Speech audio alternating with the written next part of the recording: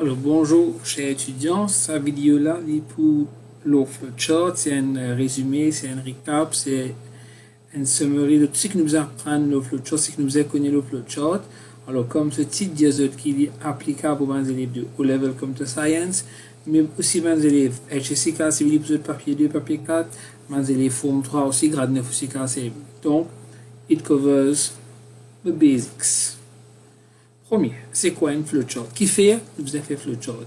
The purpose of flowchart is to use to plan how to develop programs. C'est bien flowchart qui permet nous de design, plan, pour planifier un programme. Pour pas qu'on ait prendre un papier and just write down the program code.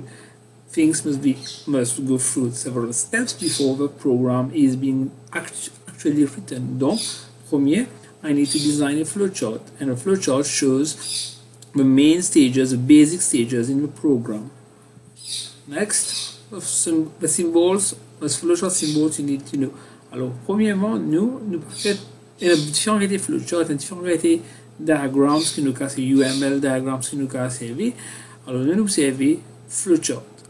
Nous observons un mélange de data and system and data flowchart. Surtout, nous avons focus plus sur data flowchart, which shows, en fait, une flowchart qui montre how data flows in the different parts of a program. Alors, first of all, we have a terminator. The terminator means that this is the start of a program or the end of a program. If you want to write the stop here, it's not a problem, but Cambridge prefers start and end. Next symbol, we have a process symbol. Process is used to show that something is being done to the data. A calculation is being done, a processing is being done. For example, here I am adding num1 to num2 and then storing that result in sum. Suppose num1 had value 3 and num2 had value 5. 5 plus 3 would be 8, and 8 is then stored in the variable sum.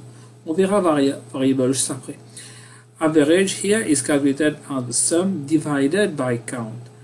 Here, parse is assigned parse plus 1. We are increasing the value stored in parse by 1. All these show processing. Processing is denoted by a rectangular symbol. Next, we have input, output. The same symbol is used for input and for output. What you need to know is to be careful. Alors, on a input, ici il y a output. Il y a read, to read from the user, et il y a aussi print. Au lieu de output, print, ça veut dire show on the screen. Mais en général, il peut écrire input, age, ça veut dire nous prend ce qui user là pour dire nous comme age, comme valeur, et sa valeur là nous story comme age. Ça aussi, on verra ça juste après. Next symbol, we have a decision box. The decision box is used to make a selection, a choice. On a un choix à faire. Par exemple, aujourd'hui, la pluie peut tomber. Est-ce qu'on prend un parapluie, oui ou non? Le fait de prendre le parapluie, ça, c'est le choix. Le choix là, il est basé sur une condition. Si la pluie peut tomber, je peux prendre mon parapluie. Si la pluie peut tomber, je ne peux pas prendre mon parapluie. Ça, si et condition là, c'est ça. Si la pluie peut tomber, donc la pluie peut tomber, c'est une condition. S'il est vrai, on prend parapluie. S'il est fausse, on ne prend pas parapluie. Si on a trop vite, n'hésitez pas, reculez la vidéo là, réécoutez. D'accord? Ça vous est très important. Il y a deux parties d'une décision. Il y a la condition et il y a la décision elle-même. Le choix que nous allons faire. Normalement, dans le flowchart, ce qu'il nous fait, nous allons mettre if age is greater than 18, ou bien dans la multiplication, nous allons mettre is age greater than 18 avec une question mark. Pour l'instant, dans le flowchart, c'est important qu'on comprenne le concept. Mais en Cambridge, nous préférons qu'on mette if age is greater than 18. Alors, si nous rentrons ici, il y a une line qui est rentrée. Quand une line est rentrée là, il y a comme ça, is age greater than 18, s'il dit oui, il n'y a pas ici, s'il dit non, il n'y a pas là-bas. Et bien sûr, ça va réfléchir, on est capable, vous dites, on peut mettre yes ici, ou on peut mettre no ici, ou bien l'inverse. Important, c'est qu'il y a au moins une ligne pour yes, une ligne pour no. Et il est même possible qu'il y ait un cas très rare, qu'une decision box, il y a plusieurs sorties, trois sorties. Next. Decision box nous capable de poser différents types de questions. Par exemple, ça nous peut is marks greater than 55? Is gender is equal to male? Remarquez ici, on met double quotes. This means that this is a string. Gender should be exactly male. Si par exemple, gender c'est écrit M-A-L, passé dans le E, it wouldn't count. Next, is number available greater than number required. All these are questions. Next, the decision box has for now one incoming arrow and two outgoing arrows, outflowing arrows. Alors, comme on disait auparavant, il est possible qu'une decision box n'a plus que deux outflowing arrows, mais ne pas faire ça dans SCH ici normalement. Alors, c'est vous montre ici que le même decision box, donc, elle a plusieurs façons de nous connecter. Important, the label yes and no. The in our sequence is denoted by the arrow. Sequence shows the flow of the data, the direction to follow. Maintenant que nous comprenons le symbole de nos flowcharts, nous avons été un programming concept qui nous a démontré avec nos flowcharts. Et le cinquième ici qui nous peut faire, ça nous fait dans le upper, c'est recursion. Donc, important, sequence, assignment, selection, repetition. C'est quoi sequence? Alors, sequence, un exemple très simple. This is the first part. I move on to the second part and I move on to the final part. Donc, c'est une séquence, c'est un load. Par exemple, d'abord, moi, j'allume mon computer, ensuite, je travaille mon computer. On va pas travailler mon computer, ensuite, moi, j'allume le load là, les fossés. Donc, ici, start, and then I output hello on the screen, and then the program ends. Another example of sequence. This is one of the simplest programs you will see. So, start, input the value of A, donc user là tape quelque chose au keyboard, par exemple, tape 10, sinon, A se valait 10, j'ai les redonner une valeur 25, B se valait 25, 10 plus 25 me font 35, donc valeur somme, il vous vient 35, et il vous display 35 sur l'écran. Il n'est pas display 35 à search, il display the value stored in sum qui est 35 en fait. Bien sûr, nous revenons ici. Ça veut dire si le valeur ici A et B est différent, bien sûr, valeur somme pas pour 35 ou différence même. Assignment. Le deuxième concept, c'est assignment. Assignment veut dire quoi? On prend une valeur, on store une variable. C'est quoi une variable? Une variable, c'est une memory location qui vous sert pour store une valeur. Assignment, nous allons mettre equal to, ou bien nous allons servir la flèche qui est là ici. Focus bien la direction de la flèche. Alors, ça, et tout est parti ici, c'est un bon exemple de assignment. Puis, on n'a aucune erreur. Donc, age is assigned the value of 18. On va aller 18, on va mettre dans age. Age is equal to 18.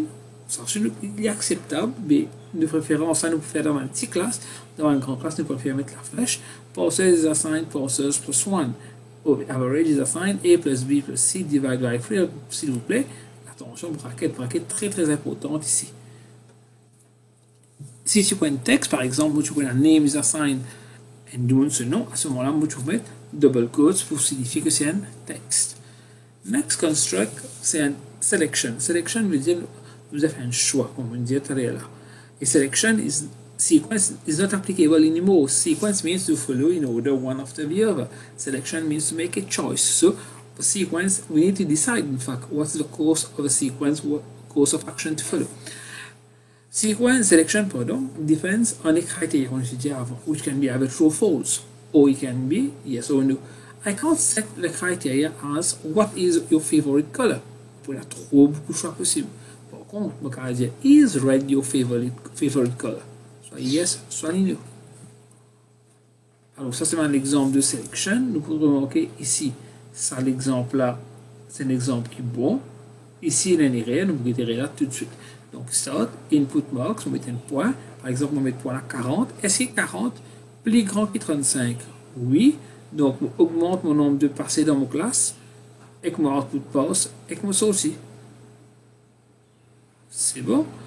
Ici, si on dit comme ça, la flèche là, ici, on dit donne un point. On donne un point à 40. Est-ce que 40 plus grand que 35? Oui. Il faut augmenter le nombre de passés. Il faut venir là. Il faut output de l'écran failed et qu'il faut output passed, qui n'est rien.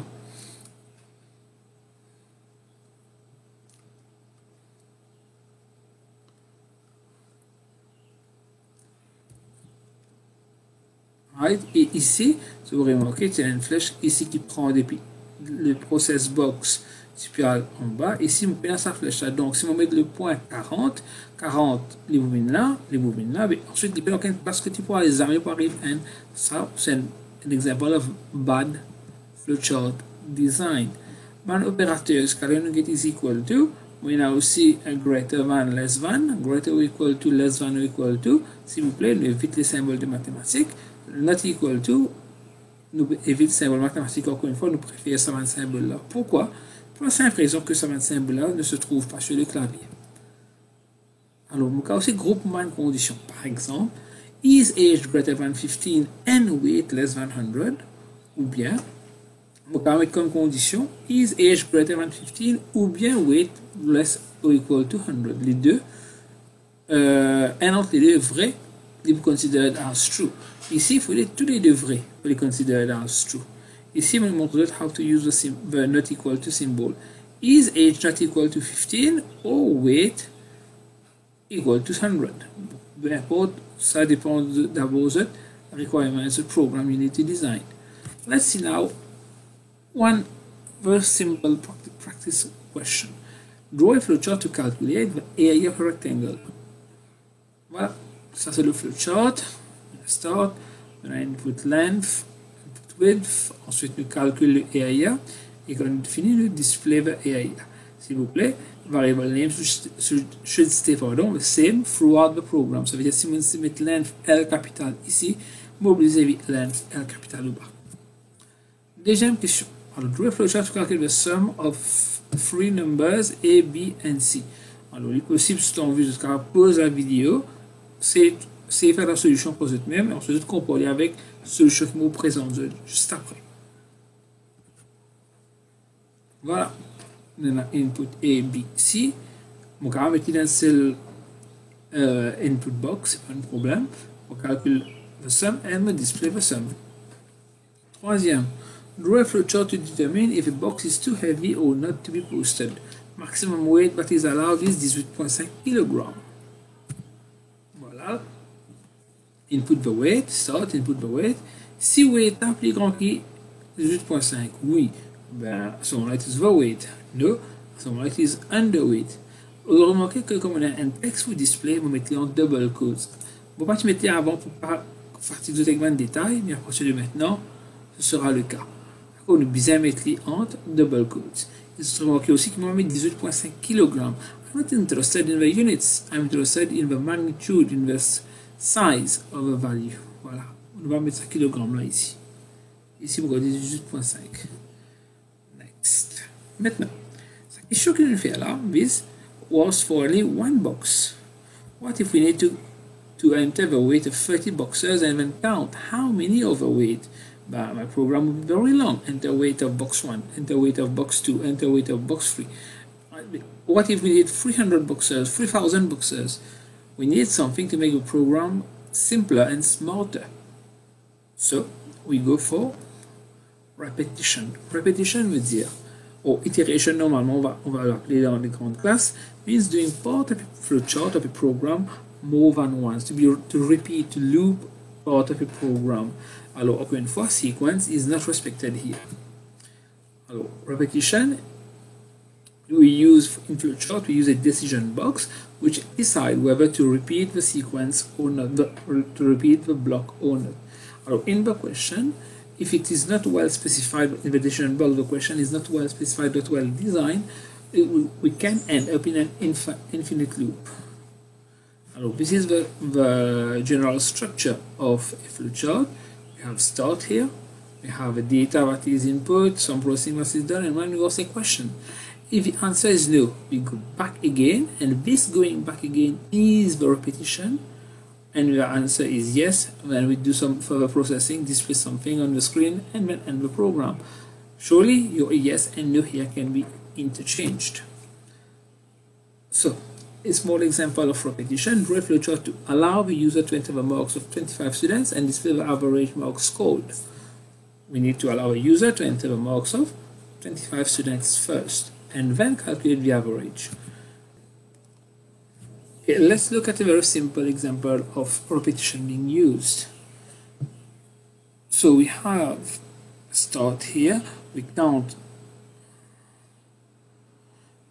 We set the value of count to 1, we set the value of sum to 0, we input the first mark, and then we increment sum by value of already sold in sum, which is here 0. On ajoute le nombre de points entrés ici. Donc sum is incremented to the number of marks that is being entered.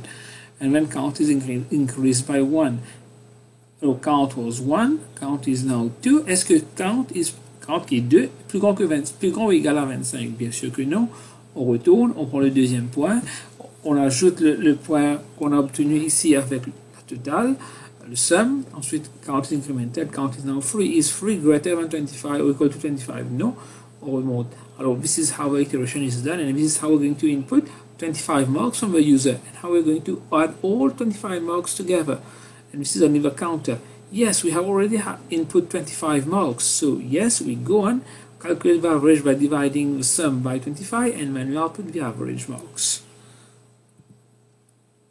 Now, finally, we have the trace table, which is used for debugging a program, for tracing how variables have their values change during the running of a program. So this is a simple example of a trace table. Nous avons du côté gauche ici the flowchart, a very simple flowchart, et du côté droit a trace table that we're going to explain how it has been filled up. Pour les examens, vous aurez le trace table vide, vous aurez peut-être les colonnes avec les labels en haut, les column headings. Il se peut que ce soit vide. À ce moment-là, je vais vous montrer comment faire pour mettre les column headings. Donc, nous avons le flowchart. We're going to study to identify all the different variables in the flowchart. You have count as a variable, overweight as a variable, and weight. Count, overweight, and weight. We only record the values of the variables since these values are going to change from the program. Donc, count is assigned a value of 1. Excusez-moi. Count is assigned a value of 1, ici. Donc, overweight is assigned a value 0, on est bon. Input weight. How we know what weight to input? In fact, it is given in the question. You should look for it very carefully. The input data stream should be given. Et at times, il vous donne des data items en plus. Donc, c'est juste pour vous embrouiller un peu. Donc, input weight, weight is 17. We cross out 17. 17 has been used. Est-ce que 17 est plus grand que 18.5? Non. Increment counter, counter now becomes 2. On est ici. Counter becomes 2. Est-ce que 2 est plus grand ou égal à 6? Non. On remonte. Input weight 25.4. 25.4. 25.4 plus grand que 18.5? Oui. Donc, overweight augmenté. Overweight saute de 0 pour arriver à 1. Count augmenté pour devenir count plus 1. Donc, on est arrivé ici. Count plus 1, 3. Est-ce que 3 plus grand égale à 6? Bien sûr que non. On remonte. On remonte 13.9 ici. Est-ce que 13.9 plus grand égale à 18.5? Plus grand que 18.5? Non. Count is incremented to 4, on est arrivé ici, et ça, on laisse vide. When it is left blank, this means that the value here is the last filled in value. And vous pouvez écrire 1, mais normalement, we only write values when they're going to change. Donc, on remonte, input weight 29.3, 29.3. Ensuite, is weight 29.3 plus grand que 18.5? Oui, voilà, on est arrivé ici. Weight, overweight augmenté par 1, overweight augmenté par 1. Est-ce que quand on descend, quand we have no choice here, we just flow with the arrows. Quand incremented, on est arrivé ici, 5. Est-ce que 5 plus grand égal à 6? Non. On remonte, input weight, weight 23.8, 23.8, c'est bon. Est-ce que 23.8? Oui, plus grand que 18.5, donc overweight incremented. Here. And count is assigned count plus 1. Count devient 6. Voilà, this is our stopping condition. Maintenant, est-ce que count est plus grand ou égal à 6? Yes, it is. How many values have been input in the program? 1, 2, 3, 4, and 5 values have been put to the program. Oui, vous me direz que the value of count is 6. C'est pas un problème. The user is never going to see that. What the user will see is this output overweight. What will be displayed on screen? Overweight, the value of 3 will be displayed on screen. Voilà, that was a short overview of the chart. Hope it helps. For any issues, feel free. I have my email address there. Bye bye.